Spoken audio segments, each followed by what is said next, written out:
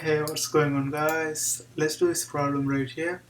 The question is asking how many terms of s is equal to sigma n is equal to 1 to infinity, and this term do you need to sum in order to be sure your approximation of s is accurate to two decimal places.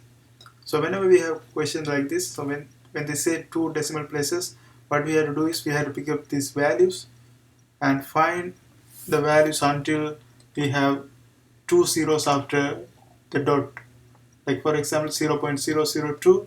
So until we go until this point and we sum up the values before that, and that's going to be the answer for this kind of question. That's going to be the approximation of s value to accurate to two decimal places. So let's see for this question. So here we have, so let's forget about this one. So we are going to find 0.00, that's the main thing, and we are going to neglect that value and add all the values before that. So that's the idea. So let's go ahead and find the values of this one first.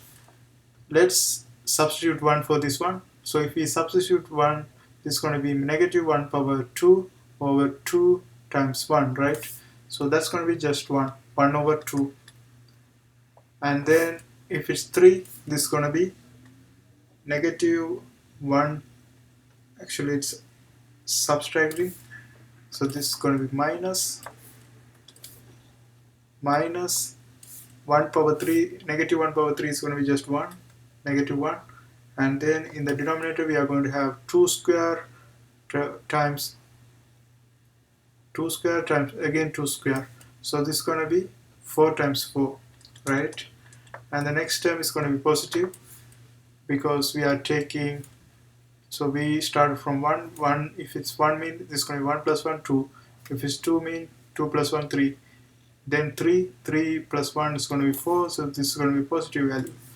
Then in the denominator we are going to have 2 power 3, that is equal to 8, and 3 power 2, that's going to be 9, right? 8 times 9. And next value is going to be negative, because negative 1 power 5, because 4 plus 1, that's going to be 5.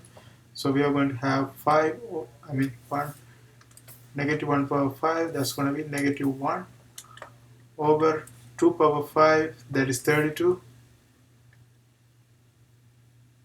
Actually 2 power 4, we are doing 4 right now. So this 2 power 4, that's 16, and 4 power 2, that's going to be 4 times 4, that's going to be 16 again. And let's go to the next value. We are going to have negative 1 power 5. So 5 plus 1, that's going to be 6. So this is going to be positive 1. And then 2 power 5, that's going to be 32. And then we have 5 power 2, that's going to be 25, right? 25. So let's see what value we are getting for these values. So first one, if we divide 1 by 2, that's going to give us 0.5. So we are going to go until we get 0.00, right? That's the aim. So here if we divide 1 over 16, that's going to give us 0.0625, and we are expecting one more 0, so this is negative. And let's go to the next one. If we calculate this one, this is going to give us 0.0138. And let's go to the next one. If we calculate this one, this is going to give us 0.0039. Now we have got two zeros, right? Two zeros after the dot. So this is where we have to stop, and the addition is going to be these three values, the one before this 20, right? So whenever they say two decimal places, we have to go under two zeros. If it's 3 decimal places, we go under 3 zeros. If it's 4 decimal places, we go under 4 zeros. So it goes like that.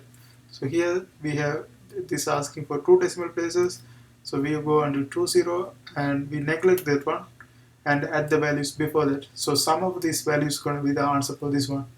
So the accurate S is accurate to this value. So here if we add this together, that's going to give us negative 0.0039 and the absolute value of this one is going to be 0.0039. So this is what we call two decimal places of accuracy. Two decimal places of accuracy, right? And that's going to be the answer for this question.